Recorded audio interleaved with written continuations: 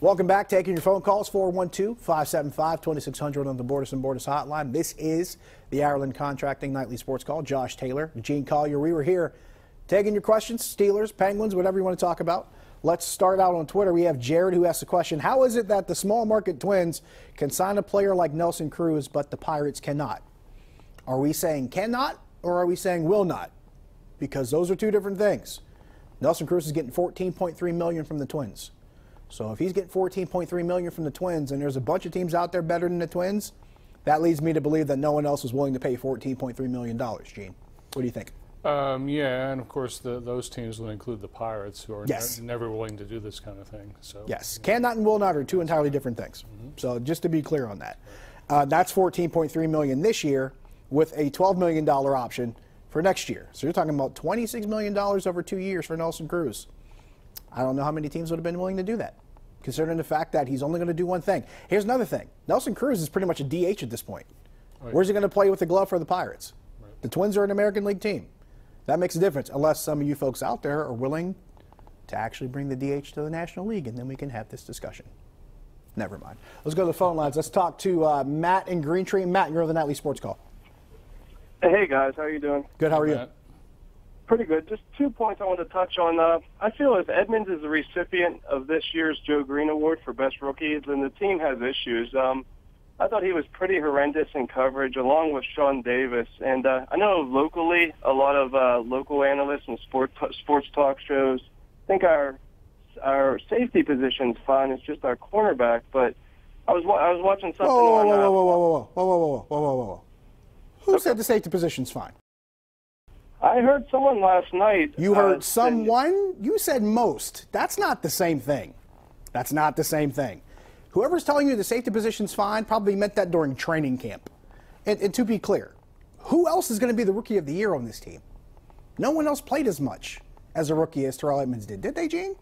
What other rookies played that much this year? Well, I actually had a vote in this, and I voted for Jalen Samuels. I mean, I think Edmonds did an okay job for a rookie. They brought him along very slowly. Yeah. But I thought, for impact, I thought Samuels had a better impact, even though he didn't play very much. So I voted for him. So you voted for him regardless of the small sample size for Jalen Samuels? I did. Fair enough. But if you're looking at it from that perspective, impact definitely Jalen Samuels.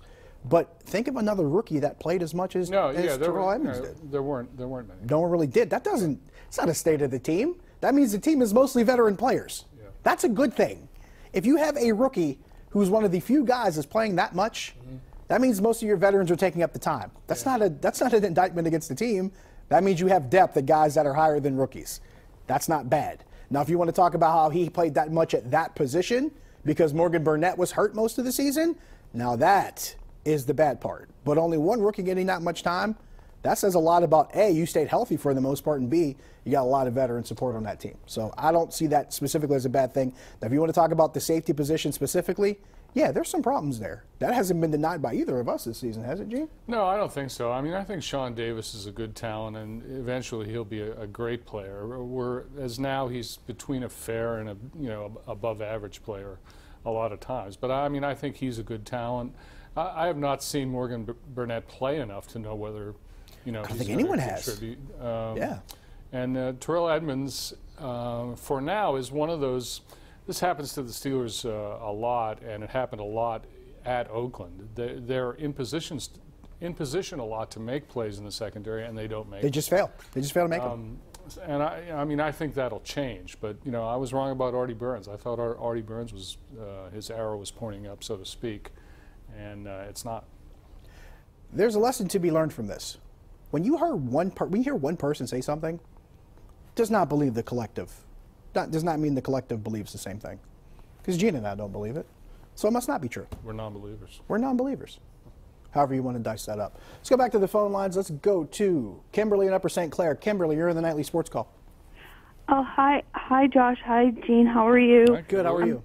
Thank you for taking my call. Yeah. This is an old comment I wanted to make. on Sunday after the game, but I wasn't able to get through. But Arthur. I was just curious when I was watching Ben at the press conference afterwards. Usually he always takes like responsibility for the loss. He always says he takes full responsibility. He let the team down, and this time he didn't. And I just thought that was a little telling that maybe he was like upset with some of the players. And I just wondered what you and Josh and Gene think of that. And I'll just hang up and listen. I actually did not notice that, but thank you for the call. Gene, I don't know how much you take stock in things like that. That's usually one thing, especially if he's directly involved in what happened. Ben will kind of own up to the mistakes that he's made. I don't know if that really reflects on anybody in particular. I really can't speak to it. I was not there in New Orleans. I don't remember everything he said. But now that you mention it, I don't remember him actually personally taking responsibility for it, actually holding himself accountable. Not that it doesn't mean he doesn't want to, because we always assume that when a guy says something, he really means it. And if he doesn't say it, he doesn't mean it at all. So I'm not willing to go that far. But your thoughts on I think, how he fits in this role? Yeah, first of all, I think Kimberly's right. Ben usually does. He does. Put losses on himself and that kind of thing. And sometimes he goes overboard in the sarcasm of that thing, like, maybe I don't have it anymore, that kind of thing. But in this case, and I was not in New Orleans, but I think part of what was going on in the postgame there was that Ben handled it this way instead of the way he usually handles it, because he didn't want to perhaps he didn't want to put it on anybody but the officials. Maybe. He didn't want to blame the officials either. But that's complete speculation by me. I wasn't there. Yeah, and to both of your points, that is something that he does rather routinely. So the fact that I don't remember that happening, I guess that is something you do notice from time to time. We defer to you, Kimberly. I mean, your observation is as good as ours on that. It is worth mentioning. And there's guys like Joe Hayton who would not also put it on the officials, but he did say, you know what, I guess I got to find a better way to play without getting called for a penalty, which I thought actually said a lot too, as far as a way that he could have really taken it the wrong way, but still showed some class in the interim. Take another break. We'll answer more phone calls when we come back. Stick around.